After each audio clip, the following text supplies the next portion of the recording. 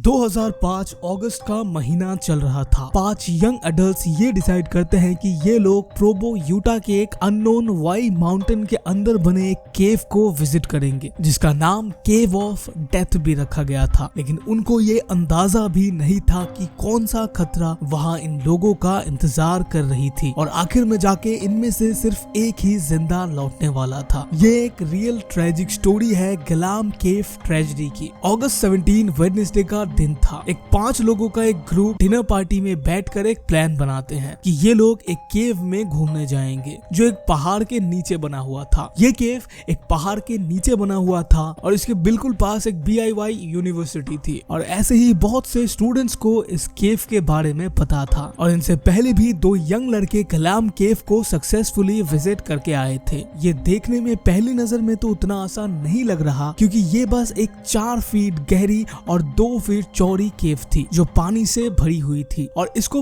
पार करने के लिए केवर्स को लगभग 100 फीट टनल को क्राउच करते हुए पार करना था, जो ज्यादातर हाइकर्स को पसंद नहीं आता था। लेकिन कुछ सिर्फ चंद लोग जो जानते थे कि इसके अंदर भी एक सीक्रेट केव मौजूद है, उनके लिए ये चैलेंज बहुत ही एक्साइटमेंट से भरा हुआ होता है। इसके सीक्रेट पार्ट तक पहुंचने के लिए आपको एक 18 इंच बाई 24 इंच के पानी से भरे हुए टनल से होते हुए गुजरना होगा और 15 फीट आगे जाना होगा और ये किसी भी नौसिखिया केवर्स के लिए बहुत ज्यादा जोखिमों से भरा हुआ एक एक्सपीरियंस होता है। उस रात ये ग्रुप तय करते हैं कि उन्हें उस अंधेरे और खतरनाक केव में अपने आप को टेस्ट करना है। तकरीबन रात के 2 बजे ये लोग केव के पास आ पहुंचते हैं। ये लोग कुछ देर तक बाहर बैठकर आपस में डिस्कस करते हैं कि कौन किस तरह अंदर जाएगा और फिर ये लोग केव के अंदर घुस जाते हैं। जेनिफर गैलब्रेथ इस टनल के सबसे पहले घुसती है ताकि बाकी के लोग इसके पीछे पीछे आ सके। इस 15 फीट पानी के टनल को सांस रोक कर पार करना था। हालांकि जेनिफर पहले भी हाइपोथर्मिया की शिकार बन चुकी थी और ऐसे केव्स में उसे थोड़ा डर भी लगता था, लेकिन वो फिर भी अपने दोस्तों को केव के उस हिस्से को दिखाने के लिए बहुत ज्यादा एक्साइटेड थी, जिसमें एरियल सिंगर,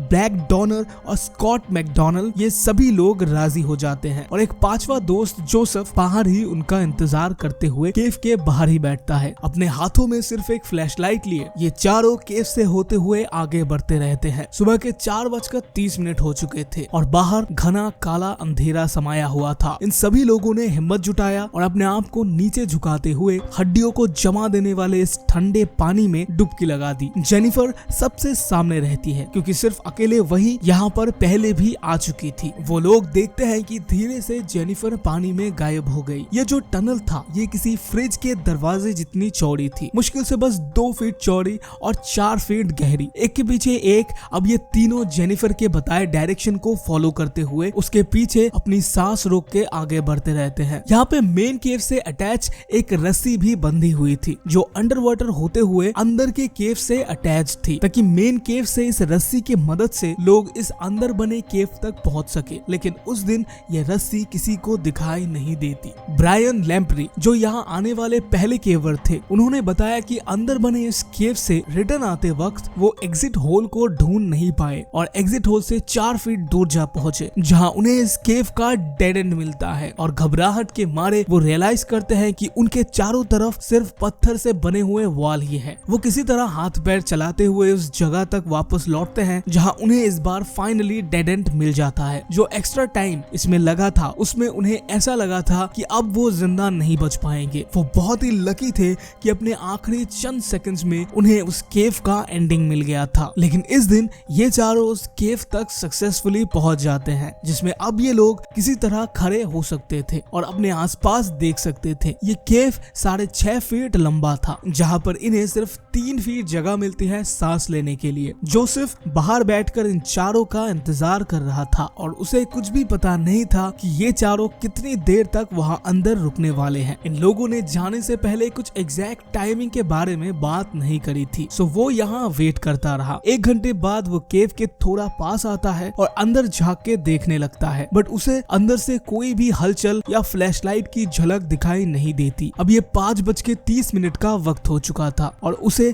कुछ भी समझ में नहीं आ रहा था कि उसे क्या करना चाहिए। वो अपने कुछ दोस्तों को फोन करता है जो लोग इस केव के बारे में थोड़ा बहुत जानते हैं और इवेंचुअली 6:25 वो पुलिस को कॉल करता है। जब ये चारों लोग पानी में डूब के केव के दूसरी दिशा में बढ़ते हैं तब शायद ये लोग बहुत ज्यादा नर्वस होंगे, जिससे इनका हार्ट तेजी से धड़क रहा होगा और जैसे ही ये लोग केव के अंदर पहुंचे होंगे तब एक बड़ी सांस लेके इन लोगों को चैन मिला होगा। अनफॉर्चुनेटली जिस हवा में ये लोग यहाँ सांस ले रहे थे ये हवा काफी ज्यादा टॉक्सिक था। केविंग में इस हवा को सांस लेने लायक नहीं माना जाता, जिसमें ऑक्सीजन की मात्रा सिर्फ 20% या उससे भी कम हो और मेनली नाइट्रोजन और बाकी गैसेस मौजूद हो, क्योंकि ये केव सालों से बंद पड़ी हुई थी और पानी भी कई साल पुरानी थी। तो इस हवा को जल्दी ही कार्बन डाइऑक्साइड बनने में देर नहीं लगती। धीरे धीरे जितना टाइम ये लोग केव के अंदर बिता रहे थे ऑक्सीजन लेवल तेजी से कम हो रही थी और कार्बन डाइऑक्साइड का लेवल भी बढ़ रहा था। इन लोगों को अंदर कैंडल के टुकड़े भी मिले थे, जिससे पता चलता है कि किसी ने इनसे पहले ही यहाँ के ऑक्सीजन को और कम कर दिया था। बिना किसी फ्रेश एयर फ्लो के कार्बन डाइऑक्साइड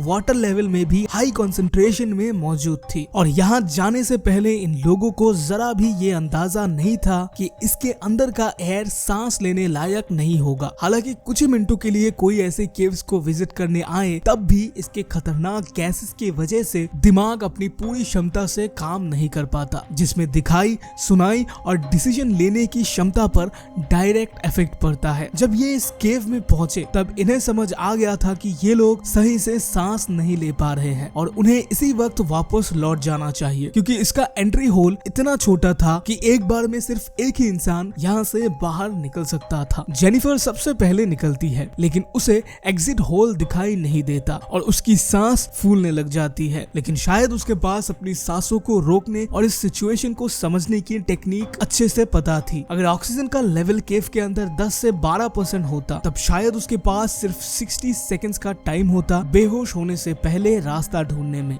लेकिन उसके सेंसस के हिसाब से 15 फीट आगे आने पर भी उसे एग्जिट गेट कहीं भी दिखाई नहीं देता। अंदर मौजूद बाकी लोगों को ये अंदाजा भी नहीं है कि जेनिफर अपनी जिंदगी और मौत से लड़ रही है। ये लोग इस केव के अंधेरे हिस्से में अभी भी फंसे हुए थे, जहाँ ये मुश्किल से अब सांस भी ले पा रहे थे। 30 से 60 सेकंड की गिनती के बाद एरियल की बारी आती है केव को छोड़ के आगे बढ़ने के लिए। कार्बन डाइऑक्साइड के 2 से 3% में ही उसे शायद अपने लंग्स में सांस लेने वाली प्रॉपर हवा नहीं मिल पा रही थी, जिससे वो ये डुबकी लगा सके। क्विकली अपनी सारी एनर्जी और सांसों को इकट्ठा करके वो फाइनली केव के एंट्री लेवल तक पहुंच जाती है और इस टाइम पर अपने दोस्त की बेजान बॉडी को फील करना इस काले अंधेरे टनल में, वो भी अपने जान बचाते हुए आगे बढ़ते वक्त, आप सोच सकते हो कि कैसा फील हुआ होगा। प्लान के मुताबिक यहाँ पर टनल का एंट्री पॉइंट होना था और जेनिफर अब तक बाहर होनी चाहिए थी, क्योंकि ये एक टाइट पैसेज था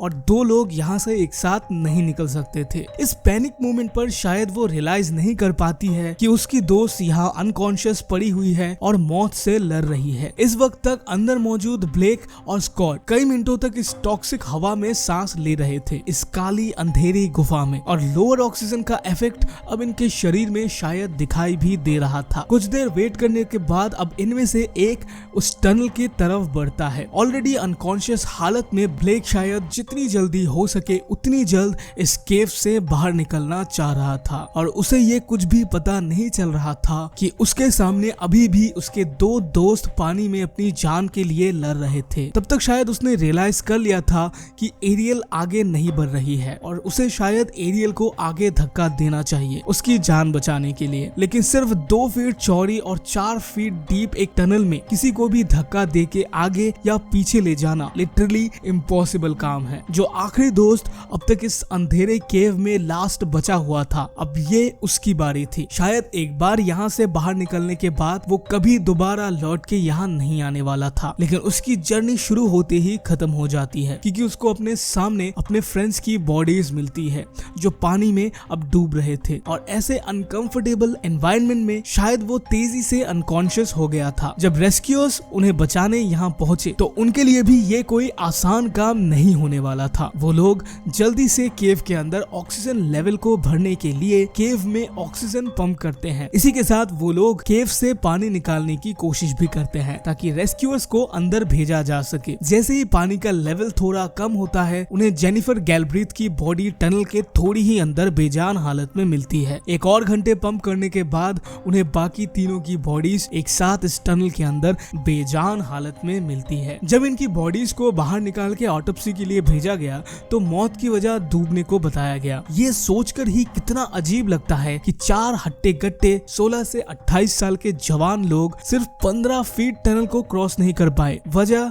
साफ थी कि अंदर की हवा असल में टॉक्सिक थी, जिससे उनका ब्रेन अपनी पूरी कैपेसिटी में काम नहीं कर पा रहा था। इनके बॉडीज को निकालने के बाद इस केव को कंक्रीट से बंद कर दिया गया ताकि फिर किसी जान इस केविंग के दौरान ना चली जाए। इसी के साथ क्या आपको पता है कि एक अंधेरे ऑयल ट्यूब में फंस के कैसा लगता है? आप ऊपर राइट क्लिक करके इस वीडियो को देख सकते हो।